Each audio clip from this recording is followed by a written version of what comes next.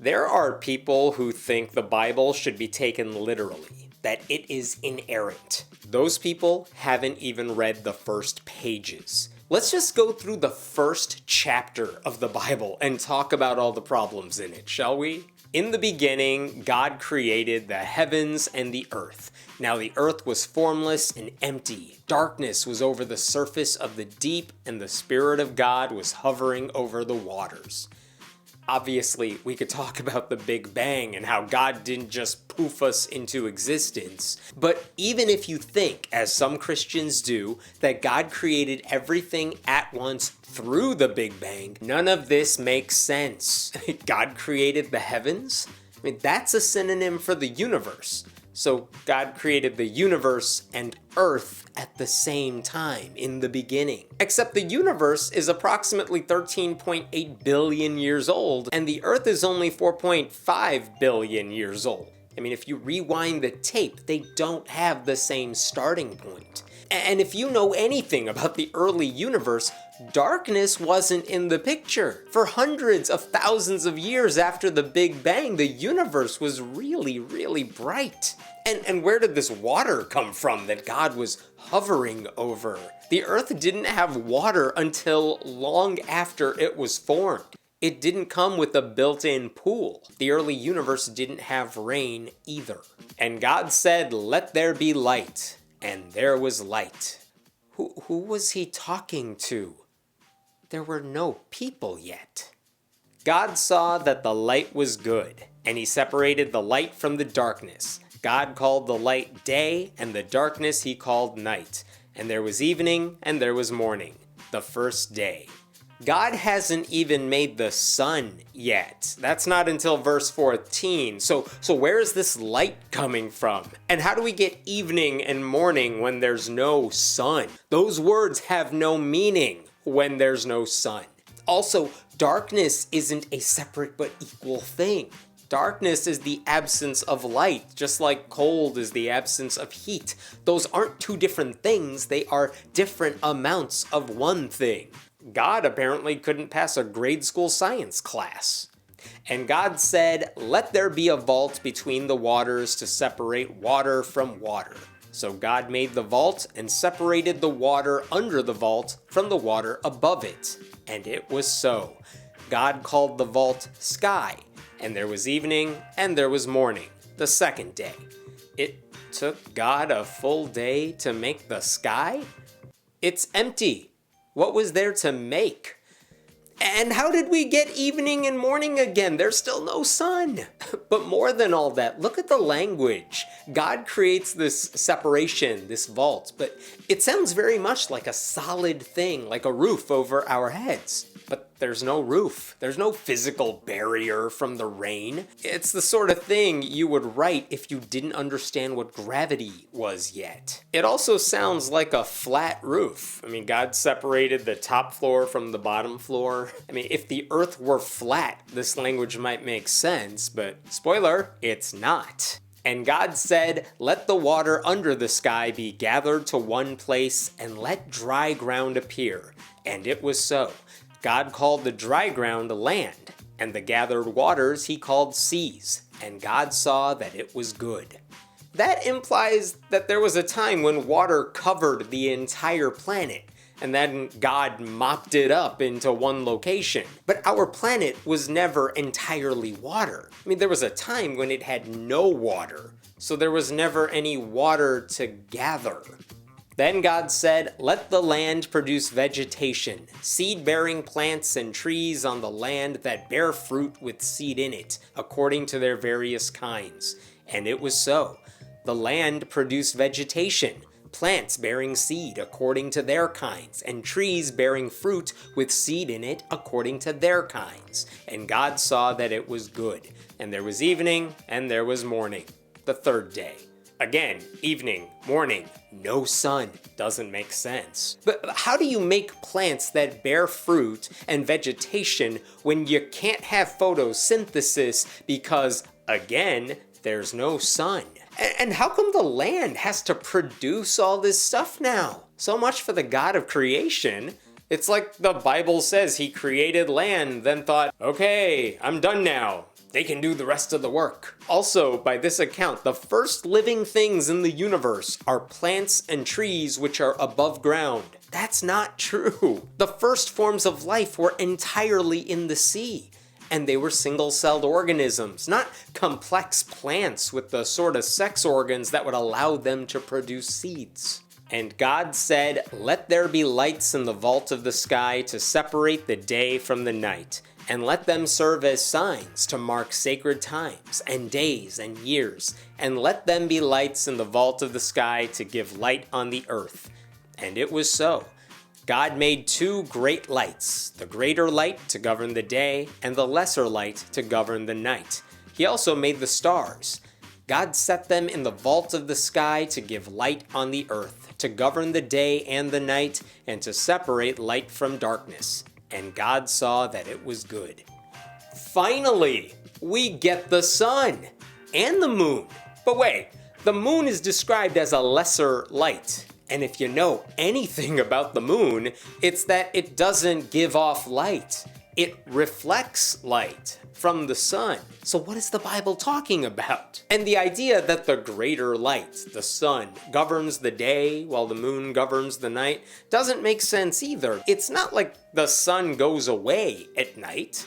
That's what toddlers think. And even though we might not be able to see the sun, it is still there. I mean, when it's nighttime for us, it's daytime for someone else. So there's no real separation between the night and day. It's always sunny somewhere. Also, if God made these two lights, where does one go when it's off duty? God never tells us. Also, the sun and the moon were not created at the same time. The sun is really old. The moon is not. The moon didn't appear until 1 billion years after the earth was formed, and the earth formed long after the sun arrived. And God supposedly made these two lights to separate light from darkness, but God also did that back in verse 4. So did he just separate light from darkness twice? I mean, did an all-knowing God get amnesia? It also says God set the lights in the vault of the sky. But the sun is not in our sky. It's not in the Earth's atmosphere. Remember, we revolve around the sun, not the other way around. These verses also say God made the stars. But think about that. God made our sun, God made the Earth's moon, and then God created all the stars? Do you know how many stars there are? I mean, I know people joke about how Carl Sagan said billions and billions. He never actually said that phrase, but there are really billions and billions of stars. So God made the greater light and the lesser light, and then, like an afterthought, made several billions of something else. And the Bible just glosses over all that in a single sentence. And by the way, the sun is a star. Saying you're creating the sun, then the stars, that's like saying you're gonna go shopping for some Lucky Charms, but then you might have to make another trip to buy some cereal. Like, you did that already. And if God made the stars to give light on the earth, how come we can't see all those stars? I mean, at best, if you're in certain parts of the world and you get to witness a truly starry sky, you're not seeing all the stars. You're not seeing billions and billions of stars. They definitely are not lighting the earth. And why are these stars giving light on earth? I thought God already said, "Let there be light." And I thought God already separated the light from the darkness, but now he's making light again? Like, dude, get it right the first time. You're God. And I thought God already created the heavens in the first sentence of Genesis. If stars weren't a part of that, then what exactly was in those heavens? If you left out the biggest ingredient in a recipe, you don't get credit for making the thing. It's also a bit ironic that God created signs in the sky because that's something astrologers believe. And plenty of Christians say astrologers are blasphemous. If you're putting your trust in an astrologer, you are not putting your trust in God, and that's supposedly bad. And there was evening and there was morning, the fourth day. Well, at least we have a sun now. It took 4 days to get the actual first day. And God said, "Let the water teem with living creatures, and let birds fly above the earth across the vault of the sky." So God created the great creatures of the sea and every living thing with which the water teems and that moves about in it, according to their kinds, and every winged bird according to its kind. And God saw that it was good. God blessed them and said, "Be fruitful and increase in number and fill the water in the seas and let the birds increase on the earth." And there was evening and there was morning, the 5th day. Again, God didn't even make those creatures. He let the water do it. How lazy can you be? But if you look at this timeline, God made living creatures after he made plants. That's not right. That's not what the fossil record shows, or any other piece of evidence. It's the other way around. And God said, "Let the land produce living creatures according to their kinds, the livestock, the creatures that move along the ground, and the wild animals, each according to its kind." And it was so. God made the wild animals according to their kinds, the livestock according to their kinds, and all the creatures that move along the ground according to their kinds. And God saw that it was good. God didn't make these creatures either. He let the land do it. Lazy. But if we're talking about creatures that move along the ground, insects, reptiles, things like that, they were around for hundreds of millions of years before those other wild animals. And they all originated in the sea, not the land. Also, livestock? We domesticated cattle. They never lived in the wild. Then God said, "Let us make mankind in our image, in our likeness, so that they may rule over the fish in the sea and the birds in the sky, over the livestock and all the wild animals, and over all the creatures that move along the ground." Let us make mankind? Who's us? Who else is hanging out with God doing all this? Are there other gods he's not telling us about? And how do we get to rule over these other creatures when, if you accept science, the fish and the birds and the wild animals were around for millions of years before humans ever entered the scene? It's a very cocky thing to say, "You know all these creatures that have been around for millions of years?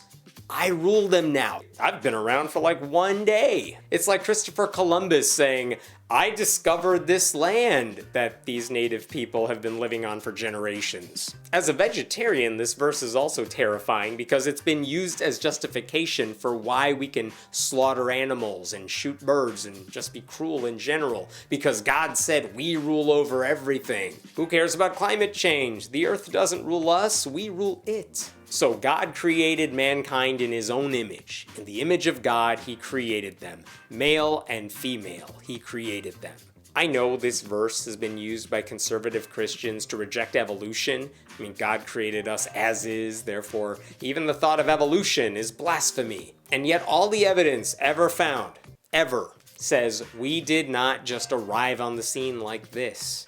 That line is also used to justify their awful treatment of transgender people. They say trans people don't even exist because God created this binary. But just for the sake of argument, if God created mankind in his own image and they came out male and female, what does that say about God? Is God somehow both? And it also sounds like God created male and female at the same time.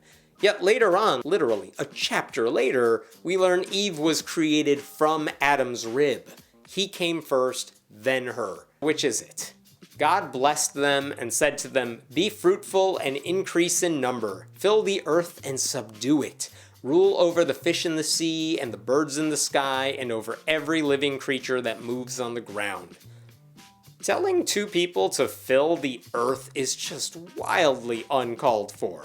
It really places an inhuman burden on the woman who basically can't do anything other than be pregnant and pray for octuplets every time. I know death doesn't even exist yet in this narrative, but still, give Eve some rest. I would so much rather have a God that says, "Fill the earth, eventually, but here's a condom if you just want to take a break for a bit." Then God said, "I give you every seed-bearing plant on the face of the whole earth, and every tree that has fruit with seed in it. They will be yours for food. And to all the beasts of the earth, and all the birds in the sky, and all the creatures that move along the ground, everything that has the breath of life in it, I give every green plant for food. And it was so. If that's true, then why are so many plants poisonous? There's a reason parents don't tell their kids to run in the garden in the backyard and eat whatever you find. Not all of it is good or healthy. I mean, if anything, if all plants are ours for the taking, does that mean God is pro marijuana? God saw all that he had made, and it was very good. And there was evening, and there was morning, the sixth day. Was it good though? I mean, God designed a world where death could enter and we could suffer, and the animals would turn on each other and become predator and prey, and climate change could occur. It's not a utopia, not even then. The word Eden has become synonymous with perfect, but the whole place was still a breeding ground where eventual chaos could thrive. God could have used that seventh day to create a buffer of some kind, but he rested. Thanks for nothing. There's a group called Answers in Genesis. They're the ones behind the Creation Museum and Ark Encounter that believes everything we need to know about our origins is contained in the book of Genesis. But just from the first chapter, it's easy to see that the answers are not in Genesis. There are only more questions.